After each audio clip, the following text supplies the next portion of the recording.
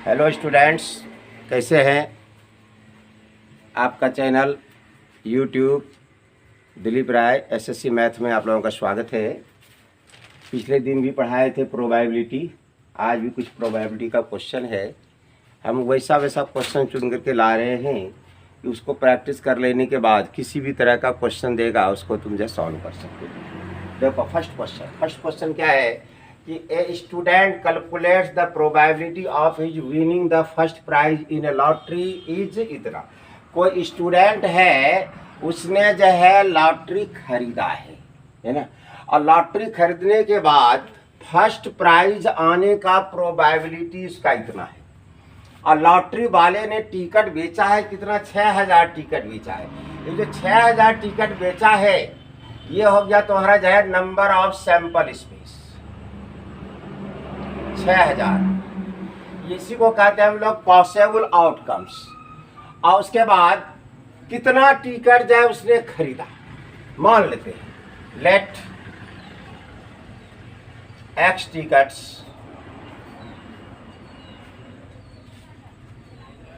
Sold bought. उसने x ticket जो खरीदा है, अब एक्स टिकट में ही तो उसका फर्स्ट प्राइज वाला फंसेगा। तो ये जो एक्स टिकट हुआ ये हो गया तुम्हारा जब फेवरेबल आउटकम्स।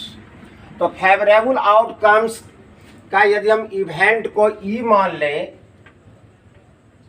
लें तो नंबर ऑफ ई कितना हो गया तुम्हारा एक्स। नंबर ऑफ ई कितना हो गया एक्स, और इसका प्रोबेबिलिटी कितना दिया गया है 0.08 दिया गया है। चलो अब जब फॉर्मूला पर बैठाओ, प्रोबेबिलिटी ई बराबर क्या होता है, नंबर ऑफ ई बटे number of S.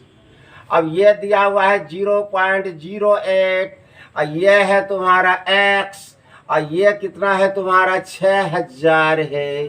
Cross multiply कर दो, x इक्वल टू 6 8 48 हुआ और 3 0 आया, और उसके बाद 2 अंक के बाद डेसिमल दे दो, कितना हो गया 480 टिकट जो है उसने खरीदा था।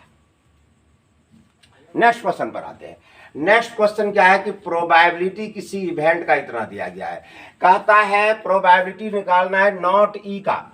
नॉट ई का तो नॉट ई हो गया तुम्हारा जो है कॉम्प्लीमेंट्री वाला। इसका फॉर्मूला बताए हैं तुमको, प्रोबेबिलिटी नॉट ई का 1 माइनस प्रोबेबिलिटी ई।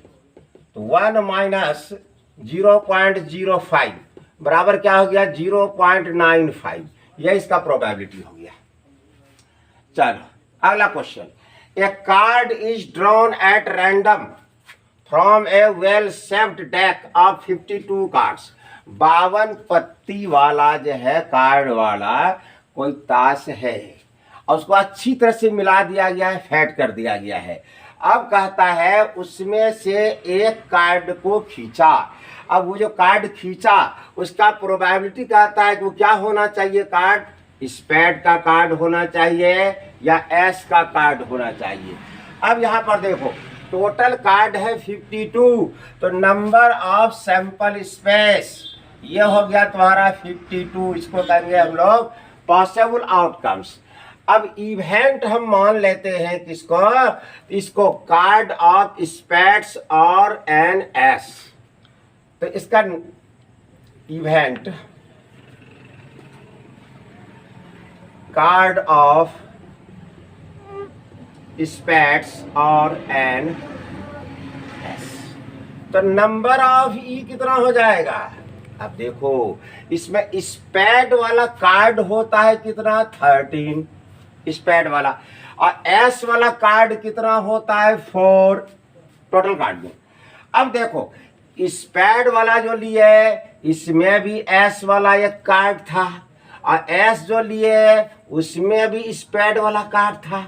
तो इसका मतलब एक कार्ड ज्यादा आ रहा है, स्पेड वाला एक कार्ड ज्यादा आ रहा है, तो एक कार्ड को घटा दिया। कितना हो गया 13 4 17 में चला गया, कितना हो गया 16। ये हो गया फेवरेबल आउटकम्स, और ये हो गया पॉसिबल आउटकम्स। अब इसका प्रोबेबिलिटी कितना हो जाएगा, तो नंबर ऑफ ई बटे नंबर ऑफ एस। ये हो गया 16, ये हो गया 52, 4 से कटा दो इसको, इसका प्रोबेबिलिटी हो गया 4/13।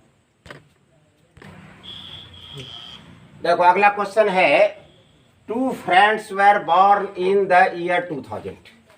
2 दोस्त है, दोनों का जन्म जो है 2000 ईस्वी में हुआ है। अब ये 2000 ईस्वी जो है ये लीप ईयर है, और लीप ईयर होता है 366 दिन का। तो इसका मतलब हो गया number of sample space, number of sample space कितना हो गया? 360 हो गया। अब कहता है कि दोनों का बर्थडे सेम, तो दोनों का बर्थडे सेम, इसका मतलब दोनों का एक ही तारीख को बर्थडे हुआ है। 1 जनवरी को हुआ है तो दोनों का हुआ है, यदि 2 फरवरी का हुआ है तो दोनों को हुआ है। इसका मतलब हो गया कि पॉसिबल आउटकम्स, नहीं, फेवरेबल आउटकम्स, नंबर ऑफ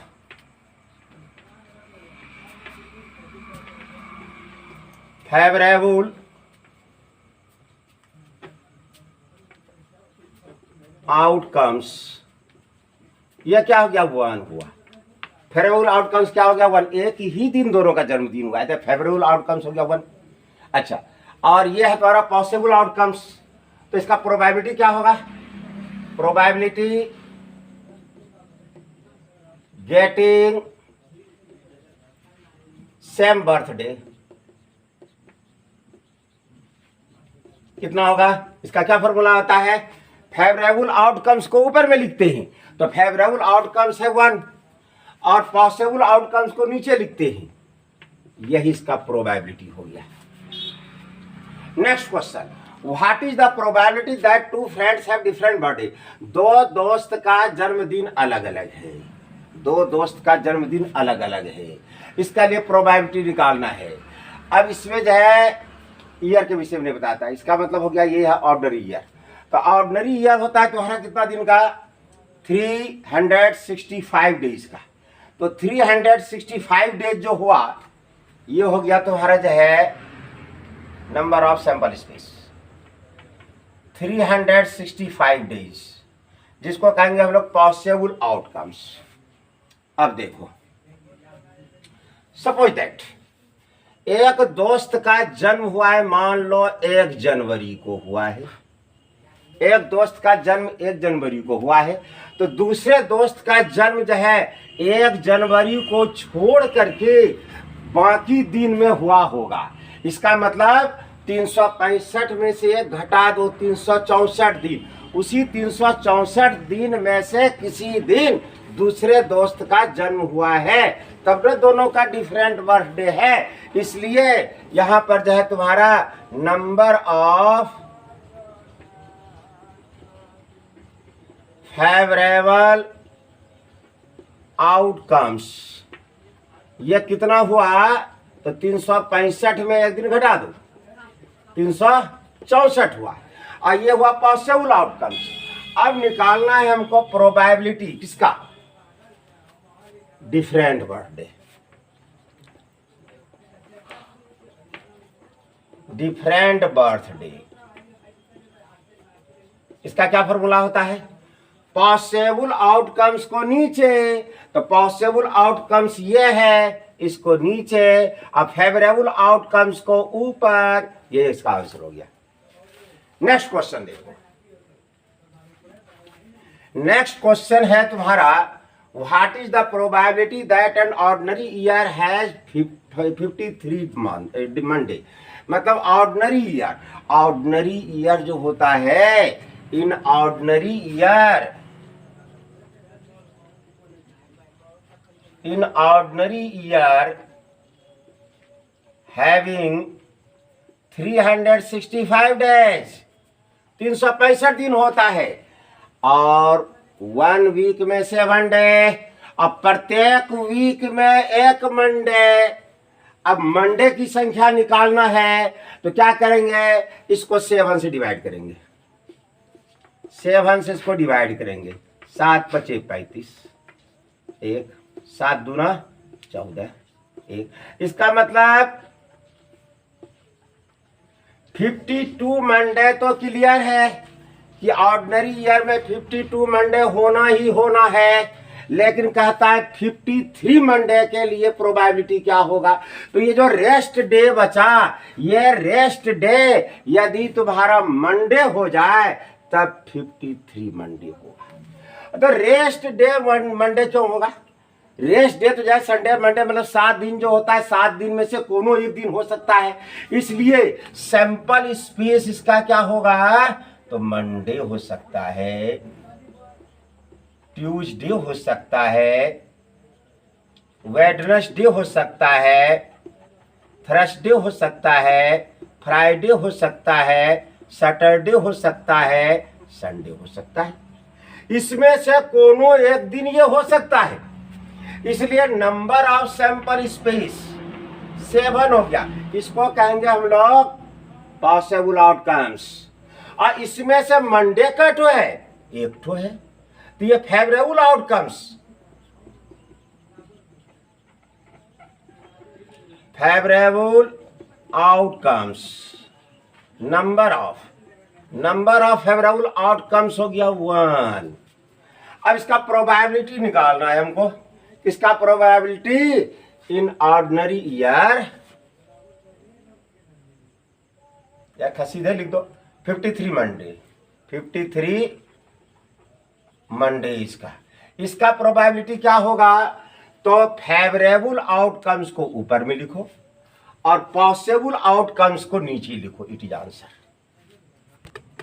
देखो अगला question. 1 card is drawn at random from a well-shaped pack of 52 cards. What is the probability that the card drawn is either a red card or a king? देखो कहता है इसमें 52 पत्ती का कोई जो है कार्ड है, ताश है, पैक है, और उसमें से एक पत्ती को हमने निकाला। तो कहता है प्रोबेबिलिटी निकालो कि वो पत्ती जो निकाला हमने वो या तो लाल होगा या तो किंग होगा। अब देखो सबसे पहले 52 ठोक पत्ती है, तो नंबर ऑफ सैंपल स्पेस कितना हुआ तुम्हारा? 52। इसको कहेंगे हम लोग पॉसिबल आउटकम्स। अच्छा, number of favourable outcomes, number of favourable outcomes ये कितना होगा? ध्यान से देखो, रेड कार्ड होना चाहिए, तो 13 ठो रेड कार्ड होता है, नहीं 26 ठो, तो 26 ठो में से कोनो एक ठो होगा। अब कहता है किंग होना चाहिए, किंग 4 ठो होता है, किंग का ठो होता है 4 ठो। अब यह सोचने वाली बात है कि रेड कार्ड में भी जो है तुम्हारा 2 ठो किंग होता है, तो 2 ठो किंग रेड वाला इसमें भी गिनती हो गया है, तो 2 बार गिनती हो गया, तो 2 घटा दो 30 में 2 गया, कितना हो गया? 28। अब इसका प्रोबेबिलिटी कितना हो जाएगा? Probability getting either A red, getting either a red card और a king, इसका प्रोबेबिलिटी कितना होगा? तो फेवरेबल आउटकम्स को ऊपर में लिखो और पॉसिबल आउटकम्स को नीचे रखो। 4 से दोनों कट गया, 7/13, ये इसका उत्तर हुआ। Next question.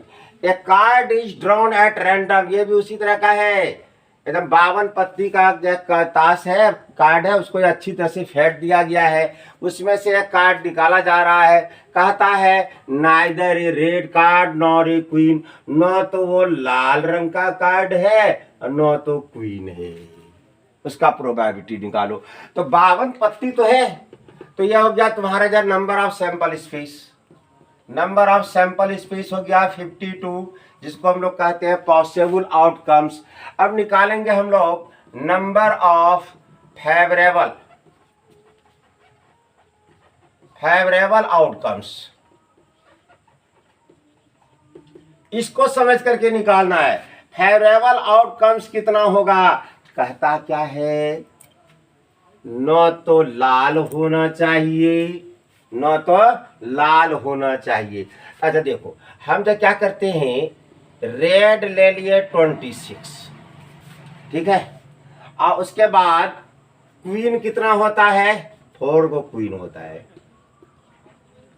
4 को क्वीन होता है।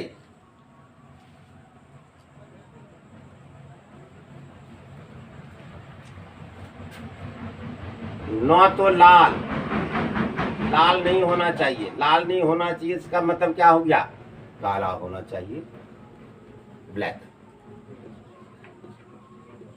ब्लैक 26।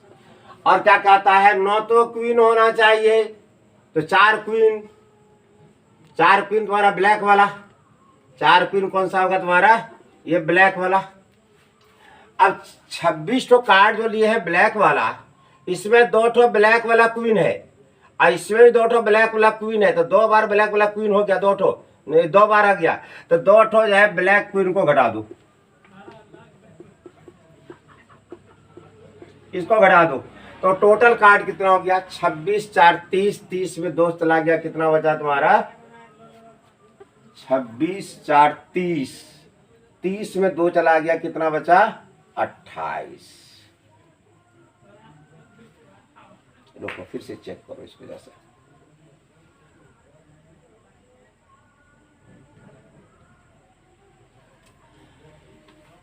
क्या कहता है, न तो लाल कार्ड होना चाहिए और न तो क्वीन होना चाहिए। ओहो, क्वीन भी नहीं होना चाहिए। देखो 1 मिनट, 1 मिनट रुको, क्वीन भी नहीं होना चाहिए, ध्यान से देखो, लाल कार्ड नहीं होना चाहिए, तो 26 तो ब्लैक कार्ड। कहता है क्वीन नहीं होना चाहिए, ब्लैक में 2 ठो क्वीन होता है, 2 ठो क्वीन को घटा दो, 2 ठो क्वीन को घटा दो, तो 2 ठो क्वीन को घटा देंगे तो कितना बचा तुम्हारा, 24। ये हो गया फेवरेबल आउटकम्स। अब पॉसिबल इसका जब प्रोबेबिलिटी कितना होगा, प्रोबेबिलिटी गेटिंग